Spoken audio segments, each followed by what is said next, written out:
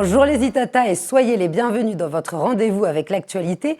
Écoutez ça, le 24 février prochain aura lieu au Jardin de Monique la scène ouverte du Jazz en Battle. Une nouvelle édition avec plein de surprises. Et pour en parler aujourd'hui, j'ai l'honneur de recevoir son organisateur. Bonsoir Joachim Desormeaux. Bonsoir Léonore. Et bienvenue une nouvelle fois sur notre plateau. Écoute, merci, on se voit souvent. Alors, dites-nous, vous êtes parti sur cette nouvelle édition, mais derrière cette nouvelle édition que nous allons décrire pendant ces 15 minutes à venir, il y a l'association Jam Do Over qui a été créée il y a quelques années. Est-ce que vous pouvez nous dire en quelques mots en quoi ça consistait, quelle était votre idée derrière ça? Alors, l'idée derrière ça, c'est la transmission de nos valeurs artistiques et culturelles martiniquaises et puis tout globalement caribéennes.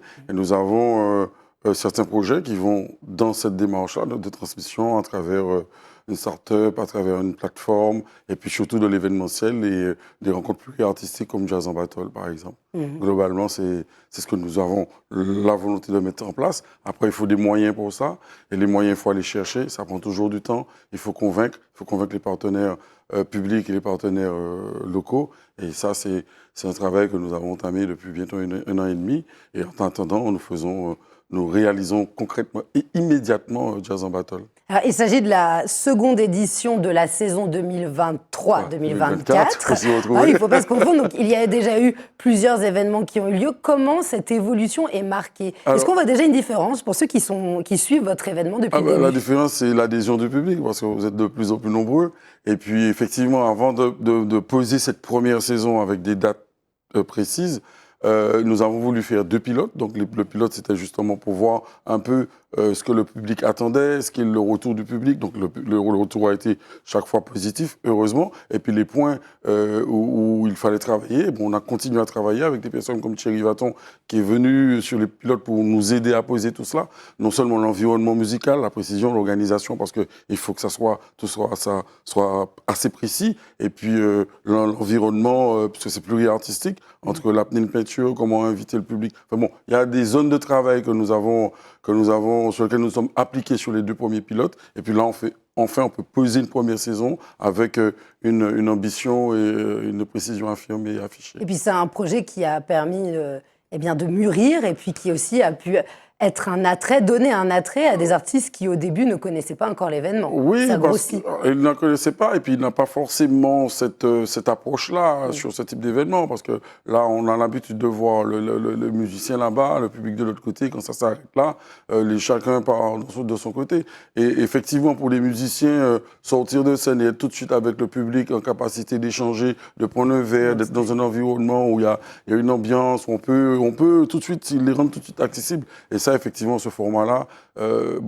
c'est pas en général pas forcément pensé comme ça. Et vous parlez d'ailleurs d'événements à 360 degrés pour bien montrer l'universalité la configuration du lieu. Alors le lieu est déjà assez extraordinaire parce que il est vraiment très très beau. On est en face de la mer, donc on a vraiment l'impression d'être à la proue de bateau, quoi. Et cette scène, là, au milieu de cet espace-là, où il y a des aires de jeu pour les enfants, et la scène, effectivement, à 360 degrés, et le public peut se mettre tout autour et voir vraiment tous les aspects de l'expression de chacun des artistes qui sont sur scène. Voilà. Alors, il y a un certain nombre d'événements autour du jazz en Martinique. On sent que c'est vraiment une musique qui commence à fédérer, à se démocratiser, puisque à la base, on pouvait aussi qualifier cette musique d'élitiste. Là, vous avez décidé de maintenir cet endroit qui est les Jardins de Monique.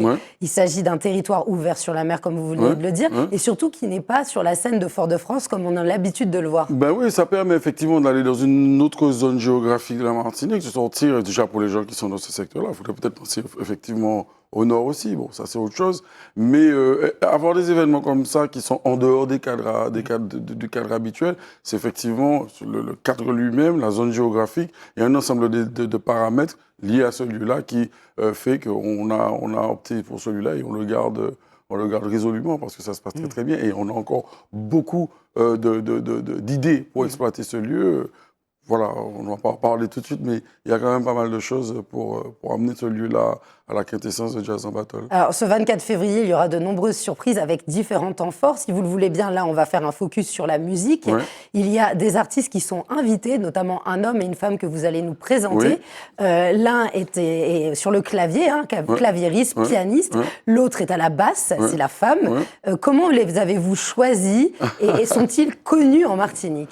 Alors, comment je les ai choisis? Alors déjà, il faut savoir que Jazz Battle s'organise depuis Paris, donc depuis un réseau parisien, donc des musiciens qui travaillent ensemble, qui fréquentent d'autres musiciens et qui ont des réalisations communes sur Paris. Donc, si le Jazz Battle s'organise depuis Paris, et depuis Paris, ben, c'est des connexions. Alors, Thierry Vaton étant le parrain de l'association Jam Duo, l'un des parrains avec Arnaud Dolmen et moi-même Joachim Desormeaux, Thierry Vaton et Georges Granville qui viendra. Là, on écrit et coécrit le livre qui s'appelle Le piano dans la musique, dans le jazz créole.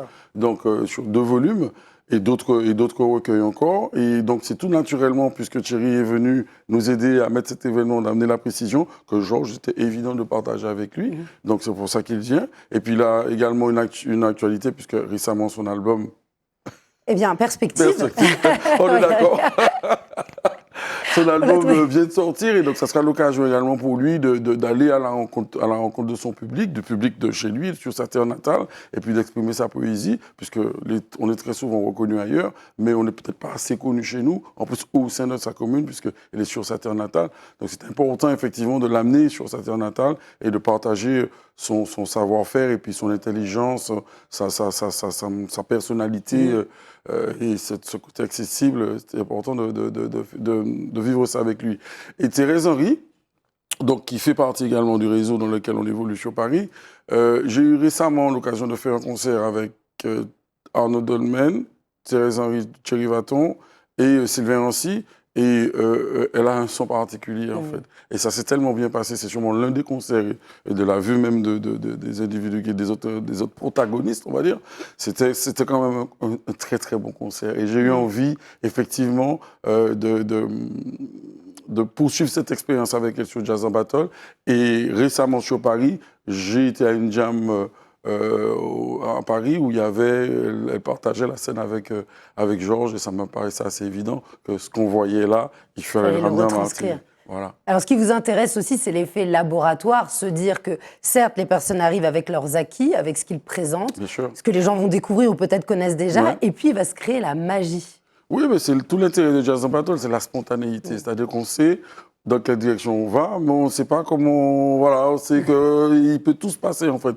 Et c'est être à la disposition de ce qui se passe, être complètement ouvert, quoi, en fait. Et c'est ça, le partage permet ça, et avec les personnalités qui sont là, c'est très, très facile de partir parce qu'ils sont ouverts au partage. Ils sont généreux. Ils sont généreux. Et quand vous êtes effectivement avec des personnes qui sont associées comme ça, effectivement, la création, elle est spontanée, elle est immédiate, et puis elle doit être, quoi, en fait. Voilà. Alors, le mot-clé, on dirait que c'est la spontanéité. Néanmoins, et la convivialité. Et la convivialité. Néanmoins, tout cela est cadré. Je vais donc prendre le programme. Ah oui, de façon précise. Voilà, de façon précise, évidemment. C'est là, effectivement, que Jazz Battle se pose différemment. C'est-à-dire qu'effectivement, on peut voir des jams où c'est à la one again, mais là, on le pense comme ça et on le laisse dans son jus de spontanéité, mais il faut quand même cadrer les choses pour que les choses se passent au mieux et que chacun puisse chasser les inhibitions et en vie. Tout à fait. Voilà. Alors surtout que ça s'étale l'événement de 15h à 21h30. De 15h à 22h, les autres. Voilà, jusqu'à 22h. Donc les gens qui veulent venir à une partie qui ne peuvent pas à l'autre peuvent se promener, sachant qu'il y aura toujours quelque chose, une création, un artiste qui sera sur scène. Absolument. Donc à partir de 15h, il y aura un show électro-urbain par Houdini. Oui.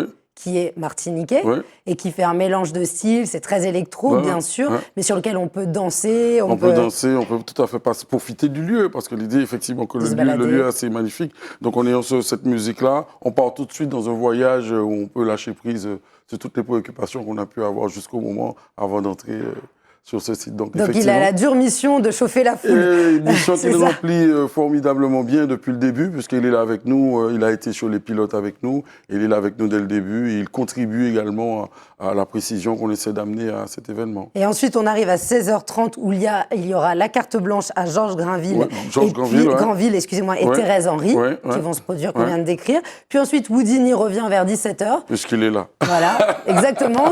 Il est là, c'est comme une espèce de coulis sur la glace. Tu pour l'heure du goûter ou alors de l'apéro, bien sûr. Ouais. Et puis ensuite, il va y avoir d'autres artistes qui sont déjà venus pour certains. Max Telef, je cite Kélia Paulin aussi, et deux autres.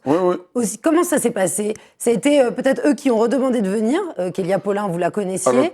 ou vous vous êtes dit, tiens, ça va très bien se marier avec ceux que j'invite? Je reviens à ce que tu disais tout à l'heure, c'est que les personnalités font que on va choisir telle ou telle personne par rapport à sa personnalité. La personnalité de Kélia Paulin, par exemple, et l'engagement qu'elle a de revenir. C'est très difficile de revenir faire un projet et d'affirmer son projet dans son pays, parce que nul n'est prophète dans son pays, malheureusement. Et je trouve que c'est une démarche assez courageuse. Elle le réussit plutôt bien. Elle a un état d'esprit qui me convient, qui nous convient. Elle fait un vrai travail sur le créole. Voilà, voilà, simplement, ça paraissait évident que c'est dans la veine de Jazz en Battle. Donc, effectivement, tant qu'on peut, elle nous aide, on l'aide, et tout ça, ça fonctionne bien. Et les autres artistes qui sont là, bon, Max Élève, voilà, c'est reconnu. Donc, c'est effectivement, c'est important d'amener le savoir-faire, l'expérience aussi, et puis la force aussi. Comme on a pu voir sur la précédente édition, on a pu voir des dessins pris, ou d'autres encore. La liste, elle est longue. Donc, ces invités-là, comme Sinké aussi, qu'il se travaille en profondeur sur des rythmes bien locaux, avec cette ouverture également, cette modernité de musique qu'il propose. Et puis, il y a la jeune Elsie, qui était là la fois dernière, qui a participé à la jam. Et vous avez des jeunes comme ça qui adhèrent, même si ce n'est pas leur rayon d'expression, mais ils adhèrent. Et tout de suite, on dit, il y a quelque chose à faire. Viens, peut-être que tu n'as pas l'expérience, il faut que tu as besoin d'une vitrine. Il va y avoir là, il y a des musiciens comme tous ceux qu'on a évoqués, Miki Telef, Guillaume Bernard, Olivier Bertrac, Brice Bapté. Voilà, il y a du monde derrière pour que tu sois dans un fauteuil d'expression. Et ces artistes-là, ces invités-là, ben, ils sont déjà dans cette veine-là. Et donner un coup de pouce à la jeune génération. Absolument. Et puis comme on est toujours dans la création, c'est-à-dire que ils sont là, ils viendront peut-être faire un titre ou leur titre, mais il y aura toujours ce partage. C'est-à-dire que même si on part sur quelque chose, on a répété, on s'est dit qu'on va faire ça, mais comme c'est jam, on est toujours ouvert, il peut se passer n'importe quoi. Tout à fait. Alors après eux, arrive la jam, où les personnes qui ont envie de chanter et s'exprimer, qu'on ne connaît peut-être pas encore, qui viennent d'arriver ou qui sont habitués au jam dans différents lieux de la Martinique, vont pouvoir chanter, rapper, slammer. C'est la jam. Fredonner. C'est la jam. Après, volontairement, nous n'avons pas de... Il y a des jams, on peut avoir une liste de morceaux et puis on va faire... C'est ouvert. C'est-à-dire que c'est tout de suite celui qui se sent qui a envie d'interpréter quelque chose, de la poésie, du slam, un titre en particulier, un standard, et puis même nous, entre nous, les musiciens, les instrumentistes. C'est toute la dimension et c'est le cœur même de l'événement. Tout est là, c'est ouvert. Les instruments sont là, les savoir-faire sont là, les musiciens qui sont là sont à disposition, ils sont tout à fait prêts. C'est à vous de jouer. Alors vous évoquiez l'évolution de votre événement que vous avez enrichi. Je pense notamment à un show artistique de danse. Et puis à côté de ça, vous avez gardé ce qui avait déjà marché avec de la peinture spontanée, avec une femme qui sera là aussi, qui a changé, puisque vous n'avez pas repris la précédente. Ce qui permet d'offrir aussi l'opportunité de se faire connaître. Oui, parce que Shannon Bao viendra et prendra le relais d'Elga qui était là sur la précédente. Elle est plasticienne. Voilà, donc ça, c'est encore une autre ouverture, une autre façon de voir les choses. Et puis là, cette thématique de lithothérapie aussi, qui va être intéressant de présenter ça au public aussi. Donc, on fait évoluer, on partage, et puis on ouvre encore à d'autres artistes. J'espère il va avoir de la sculpture, il va avoir des choses.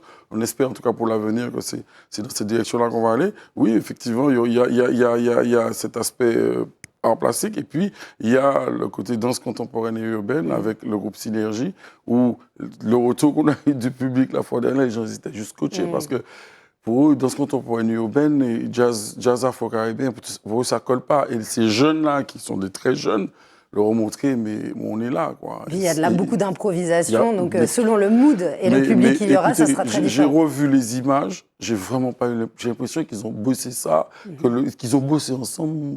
Cette musique-là, les musiciens qui étaient là ont bossé, ont répété pour arriver à une telle précision de gestes sur des... C'était assez mystique, quoi.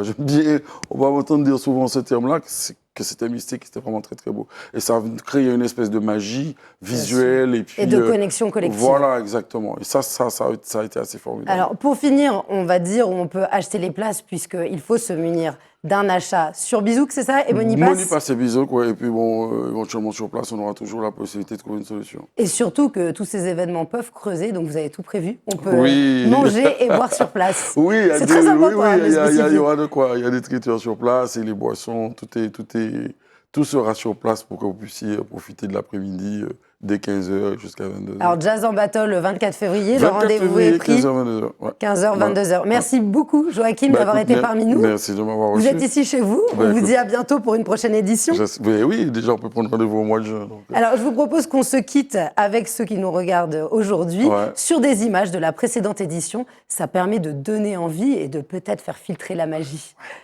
Au revoir les Itata et puis surtout régalez-vous avec cette petite vidéo allusion à Joachim Desormeaux. Au revoir. Samedi 24 février de 15h à 22h, Jazz en Battle fait revenir sur sa terre natale le pianiste de jazz, poète au bout de ses doigts, Georges Granville. La bassiste Thérèse Henry, d'autres guests invités seront de la partie et c'est au jardin de Monica Dostali au François, au pied du radar. Jazz en Battle, c'est la jam pluri-artistique au cœur de l'événement jazz afro-caribéen avec un programme de danse contemporaine et urbaine, une animation électro, un happening peinture et un village d'exposants. Jazz en Battle, c'est la convivialité en grand. Un événement Jam Do Over en partenariat avec la Vie de François, les Chocolats Hello et billets en vente dès à présent sur Monipass et Bizouk.